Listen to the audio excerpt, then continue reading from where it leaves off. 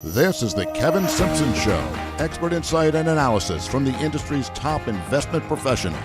If you'd like a deeper understanding of today's markets, this is the show for you. This is the Capital Wealth Planning Monthly Update for August 2021 with Kevin Simpson. My name is Jay Coulter. Kevin, let's start at a high level. What's your take on the last 30 days from a macro environment? It's hard to believe that markets just keep going up without a pause. Here we are for the seventh month in a row, Jay. 7 months. How long have we been doing this show? 7 months? We're bringing good luck to the stock market, that's for sure. So we've seen a little bit of a pullback in some of the economic data, both from the consumer side, the business side. Even the jobs report last Friday was, shocked everybody. 500,000 miss is a big miss. But it's a question or a situation where, once again, bad news is good news, because the Fed's not going to be doing anything with respect to tapering at this month's meeting, because now they have to wait and see what the September jobs report looks like. So we're probably not going to be seeing the tapering start till December or January, and that pushes back rate hikes, which celebrates the market over the short term. Kevin, you were on CNBC this morning talking about the energy markets. What's your take today as we sit here in the beginning of September as far as how advisors should look at energy in their portfolios? Yeah, Jay, I've been sitting in this chair for 14 hours now, so I think to give you a little insight into energy, we like it. All the big names have come off their highs. Why? Because there's a real situation with the Delta variant. It really is a third wave. So you're seeing it not just with energy names or oil companies, but with all the reopening stocks. So we look at ConocoPhillips, Chevron, two names that we own, well off their highs. I think Chevron's down 14% from its highs. ConocoPhillips is a stock that's paying a 3% dividend, decent PE ratios, good solid earnings increases, good solid dividend increases. Both of them have nice share buyback programs. So, if you believe in the EV play, the flying car play, that's the future for sure. But it's not tomorrow. It's not today. I was at the gas station earlier, and I'm probably going to be heading there again tomorrow. So we like the energy names for the foreseeable future as just one of many sectors to take advantage of. When you look at your flagship SMA, the Enhanced Dividend Income Portfolio, from a portfolio level, any changes over the last month of note? We added Newmont Mining last week, which is a little bit of an alternative to the stock market. If you think of gold as being a little bit of a hedge or a non-correlated asset class. Another nice trade, we were able to get back into Caterpillar. Caterpillar, if you recall, a couple of months back, we had called away. Covered calls were written at about 225, 230 in that range. When the infrastructure talk became very, very popular, traditional infrastructure stocks rallied. We had Caterpillar called away. It was 236 when we had it called, and then it went to 245. I think a little bit overvalued at those levels. With a little patience and some luck, the stock pulled back also about 14%, like Chevron.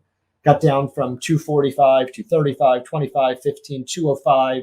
That's when we thought, hey, if it drops under 200, we'll get in. Kind of leveled off there. So we re-entered the position between 205 and 209. And it's a great stock. I mean, again, traditional infrastructure play, awesome dividend growth, nice solid 2% dividend while we wait. Really, really good valuations here. Before we wrap up this update, what are your thoughts looking forward for the rest of the year as it relates to the portfolio? Well, as I was reminded on CNBC this morning, I've been calling for a correction since last October. To the best of my recollection and yours, because we talked about this before the broadcast, I think it was about a week and a half ago I came on and I said, look, at these levels, valuations are high. S&P is up 20% on the year. I think a 5, 7, maybe 10% correction, which wouldn't shock the world, could certainly happen. Probably not right out of the gate here in September, because we've got this euphoria over the good news, or bad news is good news. But I think after options expiration in September into October, seeing a 5 to 10% correction is a real prediction. I think it's going to happen. And I think it's going to be a buying opportunity. I look for the holiday spending season, the year end to be strong. I don't think the stock market's going to end the year lower, but I think we're going to see some volatility here that we haven't seen in a long time. And I'm ready to embrace it. So last month, we had a couple of great guests on your show, The Kevin Simpson Show, and I want to play you a couple clips. The first is from Mike Venuto, who came on. He's from Toroso, and he did a great interview about Bitcoin. He spoke about it at our level, Kevin, to where we could understand. And in my opinion, this is the best clip from the show. I don't believe in buy and hold with cryptocurrency. I believe in what I call buy and learn, because these aren't stocks. They are protocols. They are things that could change how we do business, how we interact with each other, how we interact with the world. So, Bitcoin is the first and largest, and it's also one of the simplest and clunkiest.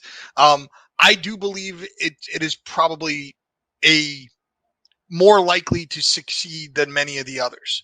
Ethereum is such a different animal that until you buy and learn Bitcoin, don't even look at Ethereum, because it's so different. There's so many different rules. There's so many things that dictate what the value could be. Now you cut off all the rest and you can basically put them all in the same bucket. They could be worth 10 times what they are, 1,000 times what they are, or zero. Kevin, as we're recording this today, Bitcoin has recently surged back over 50,000, is experiencing a 10% pullback today as we record, and El Salvador has officially adopted it as a currency. That was such an informative episode with Mike Venuto. What did you learn? Well, Jay, I think the truth is we need to have Mike back on to give us another primer on that, because to your point, what we saw today just with this trading and what we saw over the weekend makes me think whatever I thought I learned, whatever I thought I knew, I don't know. Now, it would have been really cool if I would have said there'll be a 10% correction in Bitcoin today. Then I would have looked really smart. But that was a great lesson from Mike. He's a brilliant guy, and I'm anxious to really hear more about the space and learn more about the space. Yeah, we'll definitely have to get Mike back on. You also had an opportunity to invite your friend Jackie DeAngelis on, and she talked about what I think was probably the most important geopolitical issue of last month. I'm going to play a clip. Well, obviously, the first thing I would say before we even get to the metals and the minerals would be the stability in the region. Again, having lived there and understanding the players and the dynamics, obviously Iran is one of the big bad actors. It's got all of its proxies in different countries sort of wreaking havoc to a certain extent. I mean, that's their goal, is not to have stability. That's the way that regime continues to stay in power. So the linchpins that you have, the American allies, for example, the UAE and Saudi Arabia, all wonderful, but don't necessarily marshal the same kind of power. And so when you're seeing what's happening in Afghanistan with the Taliban right now, it concerns me greatly, because I think about overall stability in the region. Kevin, that was such an informative interview. A couple of weeks have passed since you spoke with Jackie. What do you make of the Middle East now and its implications for financial advisors? Well, any geopolitical risk, whether it's China, Afghanistan, is going to be something that financial advisors have to pay attention to. If you didn't watch that episode, it's the best one that we've done. She's so much smarter than Jay and I. I mean, talk about a brilliant person. We were very, very lucky to have Jackie come on and teach us what she did. And so much of that has transpired. If you just look at how the situation ultimately played out, everything that she outlined that could happen, almost like a worst case scenario, kind of played out that way. And it's sort of a sad end to a long period of time. That it's very important to people that were impacted in the World Trade Towers and everything that happened 20 years ago. So I think as we have a lot of fun on this show, and we're always thinking and joking and looking forward, maybe taking a few moments, not only to think about what happened recently in Afghanistan, but to remember what happened 20 years ago, because it was a tragedy. My son wasn't even alive at that time, and it's amazing how much time has passed, but seems like yesterday, and something I'll be thinking about this week. It does seem like yesterday. Links to both of the shows are in the show notes for this episode. If you are not subscribed to Kevin's Monday Morning Observations, please head over to cwpnewsletter.com. That's cwpnewsletter.com. Kevin, we'll talk again next month.